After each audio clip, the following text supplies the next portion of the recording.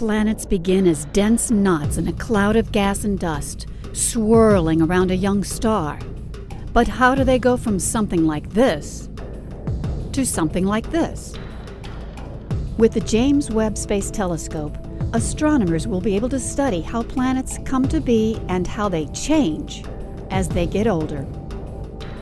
After centuries of searching, astronomers are finding exoplanets just about everywhere. Ranging from giant planets with masses much greater than Jupiter's to worlds only a few times more massive than Earth. But where do the planets we know best fit into the menagerie of worlds astronomers are finding? How did our solar system come to be the way it is? Why is Earth a balmy, water-rich world? And are there others like it elsewhere in the galaxy? These are the kinds of questions astronomers will address with Webb. For planets that pass directly in front of their stars, Webb will search for chemical fingerprints, identifying atmospheric gases like water vapor, carbon dioxide, and methane that absorb specific wavelengths of the star's light. Webb will also study the dusty disks where new planets form to reveal how the chemical compositions of younger and older disks change with time, and identifying how these changes are reflected in the planets we find. Such studies will be revolutionary in their own right, and by applying Webb's capabilities closer to home, astronomers will better understand planetary systems. For example, how do our asteroids, comets, and other small bodies like Pluto relate to the objects that create the dusty disks around other stars?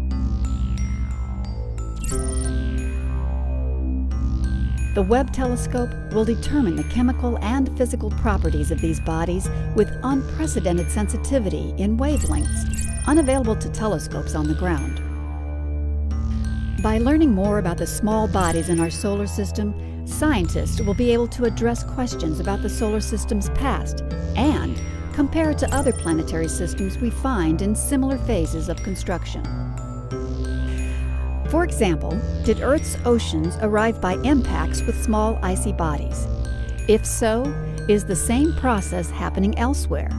And can we find those locations?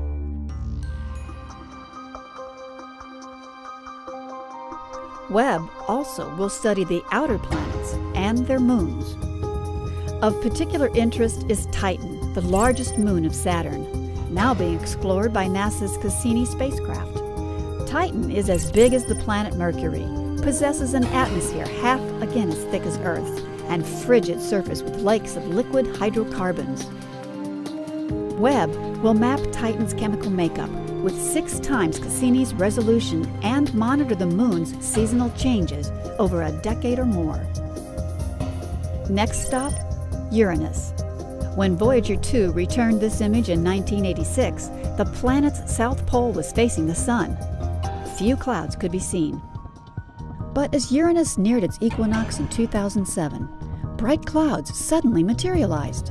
So far, scientists are at a loss to explain this profound seasonal change. During Voyager's visit, the northern hemispheres of Uranus's big moons were all in shadow. But when Webb begins service, the moon's northern halves will face the sun and give astronomers abundant new real estate to explore. 3 years later, in 1989, Voyager 2 passed Neptune and imaged its strange dark spot. Over the following years, astronomers have seen the dark spot disappear and then reappear. Voyager easily picked out clouds despite Neptune's greater distance from the sun. Why is weather on Uranus and Neptune so different? Neptune's big moon Triton is unusual too.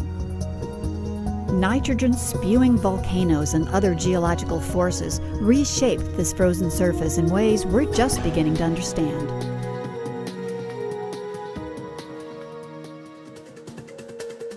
Comets, asteroids, the outer planets and their moons, and beyond them, the icy bodies of the Kuiper Belt. These objects provide us with the closest and most detailed look at how our own solar system evolved. The James Webb Space Telescope makes it possible to take that understanding a step further, to probe the makeup of nearby planetary systems at comparable distances from their stars.